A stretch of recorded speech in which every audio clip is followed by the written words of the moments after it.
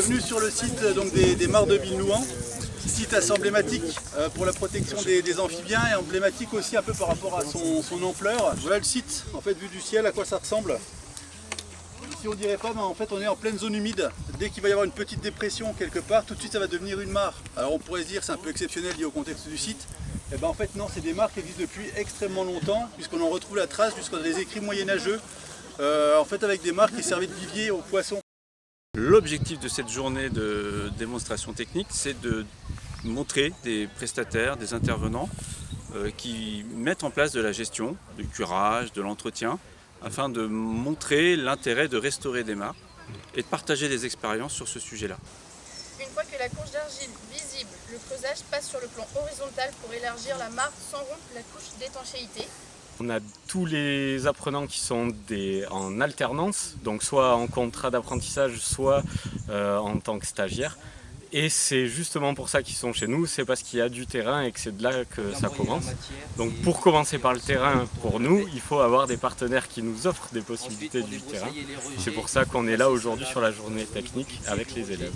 Prendre de l'élan et venir le taper 1 à 2 fois selon sa taille. Et voici donc le graphique du nombre de mâles chanteurs chaque année après année. Donc on constate déjà qu'il n'y a pas 2 années pareilles. Des années où on entend jusqu'à 70 mâles, où là c'est la folie, on est content, on fait la fête, c'est proche de champagne. Des années où il y a 0 individu, là on pleure un peu, moi surtout. Et des années où, comme cette année, où il y a seulement 10 individus, donc c'est une mauvaise année. Parce que en fait, même en aérien, le son passe dans l'eau. Ce qui fait que de temps en temps, on entend les mouettes passer au-dessus de l'eau, parce qu'elles vocalisent aussi. On a d'autres chants. On fait des prélèvements d'eau et on utilise l'ADN environnemental. C'est-à-dire qu'on a des kits pour prélever l'eau, pour filtrer l'eau de la mare, on en prend une certaine quantité. On envoie au laboratoire et au bout de 3 mois, ils nous disent si oui ou non il y avait de l'ADN de pélobat brun.